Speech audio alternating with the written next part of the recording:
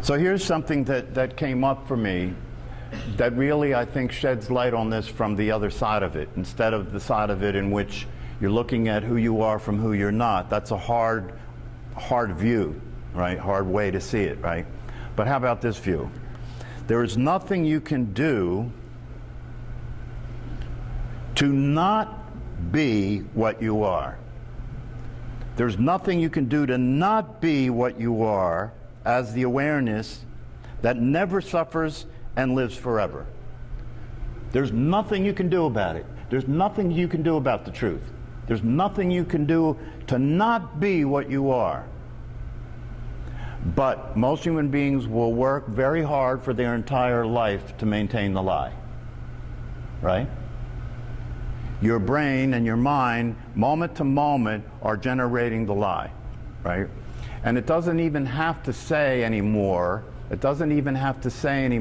I think, or I am the name that they gave me, or I am my body. It doesn't have to say that anymore. It's said that so many times now, that's not necessary anymore. A thought occurs, and you automatically consider it to be a thought you thought. It's automatic, right? And so it's, you know, one of my teachers, Paul Hederman, calls this selfing.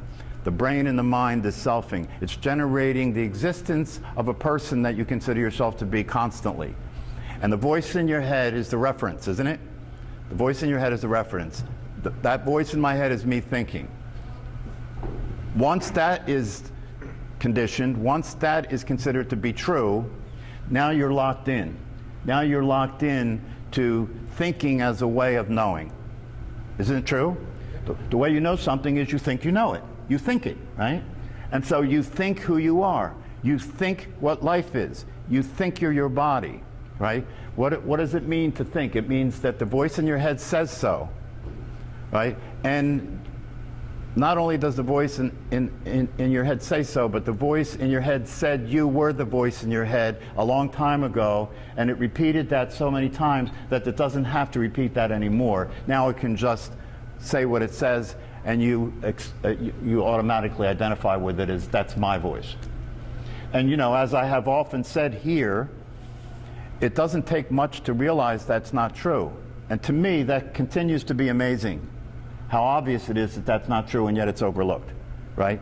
Because if the voice in your head, you know, you those of you who've been here consistently have heard me say this many, many times, and I'll continue to say it because it's something that's worth continuing to recognize. If the voice in your head was you, then why do you have to look to see what you think? How simple can this be? If the voice in your head is you, why do you have to look to see what the voice says to know what you think? If you're thinking the thoughts, you don't have to look to see what you think. You should be able to just say it directly without any thinking. But you can't. You don't know what you're going to think next. You can't stop that voice from thinking when you want to go to sleep. And that voice says negative things about you. So if that voice is you, you are truly crazy. You are truly crazy. Given some of the thoughts that you have, you've got to be crazy. So then what happens is, okay, I think the voice in my head is me. It says crazy things about me. In fact, it says crazy things about most everything. And so part of my job in life is to hide, to keep you from finding out that I'm crazy. And you're trying to keep me from finding out that you're crazy. And that gives us the place that we can communicate and relate to one another. But we can't tell each other what we really think. We can't tell each other the real truth, because then you'd find out I'm crazy and you wouldn't want to be with me, and I'd find that out about you, right? You look, if I could take a tape recording of everything the voice in your head says for the next 24 hours and play it back to you, you'd throw up, right? Or you'd run. Or you pay me to get the tape. If you walk out there in the gym, right? All these people are working out to have beautiful bodies and stay young, right? If you could walk by and hear the voice in their head, you'd realize, what good is your beautiful body? You're crazy. You're a healthy physical person. That's crazy. What good is it? So there's nothing you can do not to be what you are. And so the foundation of this direct teaching is that you already are what you are. That's why this is a direct teaching. You already are what you are. So this is not the progressive approach. We don't have to start out that you're not what you are and you're going to become that, right? You're going to work on it, you're going to meditate, you're going to, right? No. The truth is that you already are what you are, and therefore you don't have to work at it, you don't have to make progress, you don't have to attain it, you don't have to accomplish it, right? All you have to do is see the truth. If you already are what you are, all you have to do is see the truth. And that's why I say here, there's nothing you can do about the truth. You can't change the truth. You can't not be what you are. And so in order for you to continue to ignore that, you have to resist the truth. You have to resist the truth. You have to resist the truth about yourself, and you have to resist the truth about reality. And so it could be said that this is another thing that came up, a typical human life is resistance to the way it is. Is it not? A typical human life is resistance to reality. It's resistance to the way it is. What do I mean? You wake up in the morning and the voice in your head says, oh shit. What's that mean, right? You dread what's going to come. You dread the future. Oh shit, another day. Oh, what's going to happen today? And then you think about what happened yesterday. How old am I getting? I look in the mirror, oh shit. You know, how much money is in my bank account? Oh shit. How am I getting along with my family? Oh shit. Right? That's what I mean when I say that a typical human life is resistance to the way it is, right? It's like, right? That's how we live, you know? Stop, I don't want the next day, I'm looking forward to retirement, let me get through this, right? So we're resisting reality. Anything you resist persists. That's a law. Anything you resist persists. You're actually creating what you don't want, right? And then you're creating your own suffering. So a typical human life is a life in which you're resisting the truth of who you are and you're resisting the way life is. How can it not be suffering? And so a person who is awake and free and knows who they are and is accepting reality as it is, which awareness does naturally, right? A person who knows they are and is accepting reality the way it is happy. And nothing has to change. Nothing has to change. Nothing has to change. They're happy being here. See, it's an interesting thing if you stop and consider it. The most valuable thing that we have, just stop and look. The most valuable thing that you have is the fact that you exist, is it not? That's what you don't want to lose. That's why people don't want to die, right? The most valuable thing you have is your existence, right? But that's completely irrelevant, isn't it? Nobody's walking around being happy that they exist. In fact, what they do is they complain about it, right? I didn't ask to be born, right? And that complaining about it becomes so crazy and convoluted that they'll actually kill themselves in order to escape, right? Suicide is becoming very prevalent. Do you know that? The suicide rates are going up very fast, right? That's how discontent and unhappy people are with who they have it that they are and how they have life. When all the time what's available to all human beings is a natural experience of happiness and well-being. Isn't that amazing? When all the time that's available to all human beings and the condition that people are in is such that they actually destroy the possibility because they can't stand the experience they're having. Oh, here's a good one. See, I'm saying these things to try and help you see it, help you see the truth. The mind and the brain are powerful processors like a computer, right? The mind and the brain are powerful processors like a computer. But the computer can't consider itself to be aware, no matter how sophisticated it is, right? They talk about artificial intelligence, right? And there are some scientists that say, oh, someday we may be able to generate a computer that can actually experience awareness, right? That's stupidity. If you just understand the reality of it all, right? Because no matter how sophisticated the computer is, it can only operate with the data in its program, right? And no matter how sophisticated that data is, it will never combust into being awareness. That's a whole different subject, right? So a computer can be very sophisticated and very powerful, right? I mean, computers are doing more and more. They are flying our planes. You know, computers are really powerful, and they're really amazing in terms of all the things that they can do. As a matter of fact, if we put all the data that exists into a computer in terms of what the best decisions and actions are to take in the world right now, the computer would give the right answers. It takes human beings to get the wrong answers. A computer would say we should take care of the resources. A computer would say war is crazy. If we put all the data in, a computer would say that. But we'd ignore that. That's the computer's making a mistake there, right? So computers are very powerful, and they don't lie. They process the data, and they come up with the results the data indicates are the results. But the one thing a computer can't do is be awake, right? Be aware. It can't do that, right? Now, you and I, a human being, has computers, a brain and a mind, right? That's much more powerful than we use it for, right? 100 billion neurons, right? We use a very small fraction of our capacity as far as the brain and the mind is concerned. But nonetheless, it's a very powerful computer, right? But the difference between a computer and you and I is we can think that we're not alive. We can identify with the computer. We can identify with the computer and think that we're not the awareness. A computer can't do the opposite. Do you understand what I'm saying? A computer, no matter how much data it has, it can't be aware. We are aware, and we can ignore the awareness and experience ourselves as a computer. Because if you think you're the voice in your head, that voice is the voice of your mind. It's using the data that it has, that you were conditioned with from your birth. It's using that to be in the world. It's using that to live. It's using that to be what it thinks it is. That's you as an aware human being with infinite possibilities, considering yourself to be a computer instead. And a computer has a limited amount of data that it can use to process information and come up with results, right?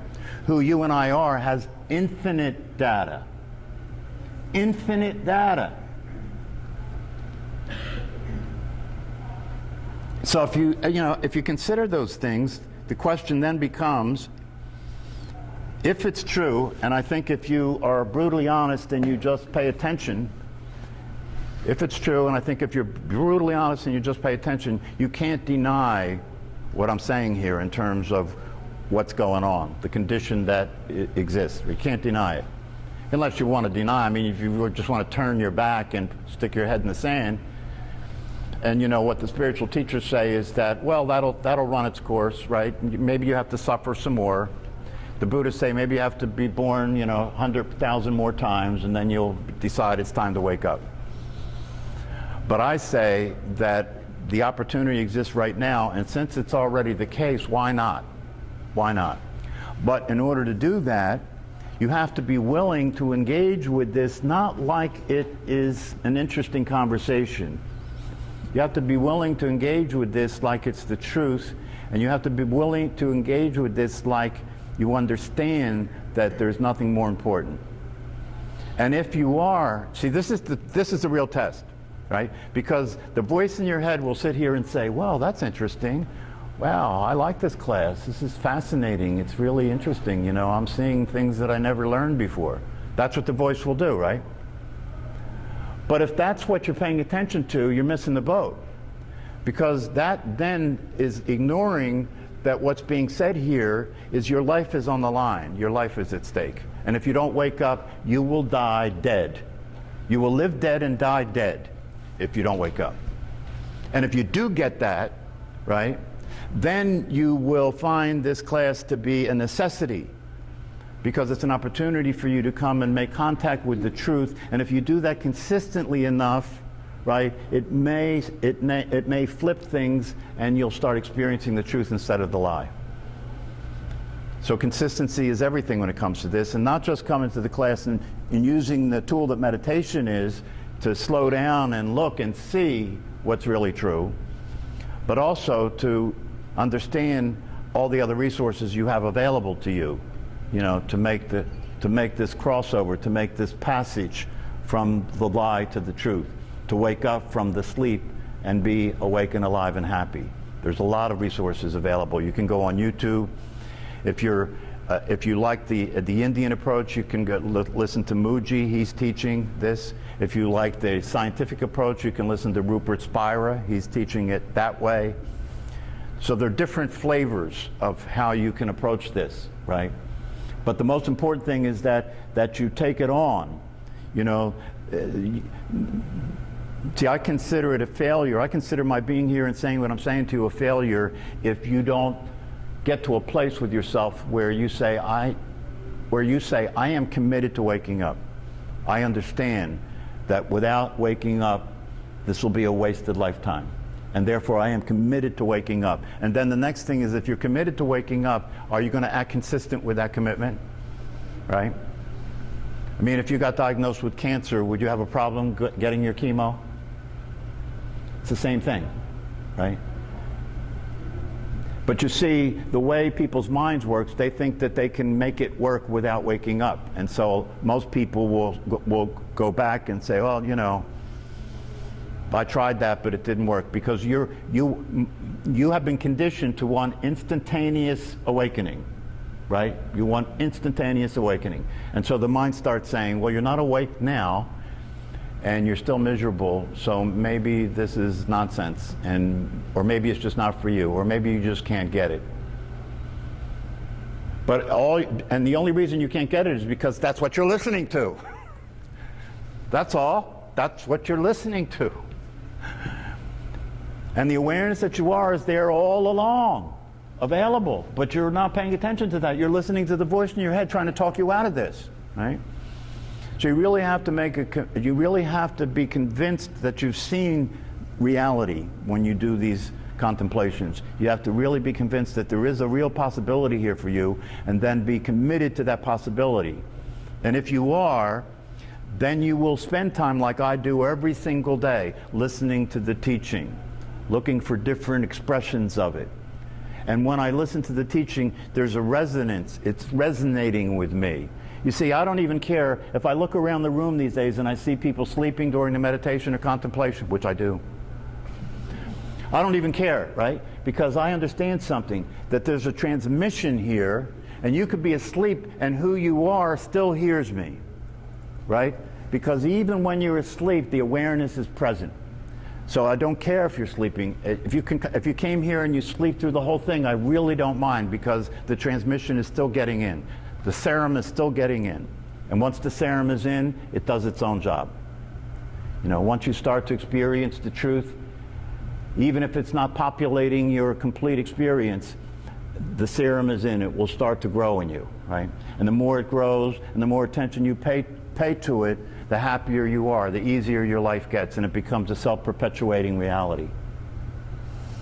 So I really encourage you to come to class on a regular basis. I encourage you to understand the power of meditation as a way of seeing the truth of yourself, and to use the resources available. YouTube is a great resource. There are tons of books out there.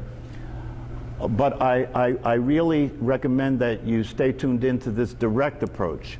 There are a lot of approaches that are progressive. They're the approaches that tell you if you meditate consistently for 20 years, you know, that maybe you'll wake up. But Rupert Spira, who is one of the popular contemporary teachers, he says that he practiced meditation for 25 years and it didn't work. And then he learned of this direct approach and studied it and understood it, and as soon as he understood it, he was awake. That's how easy it is. If it's already true, how hard can it be, right?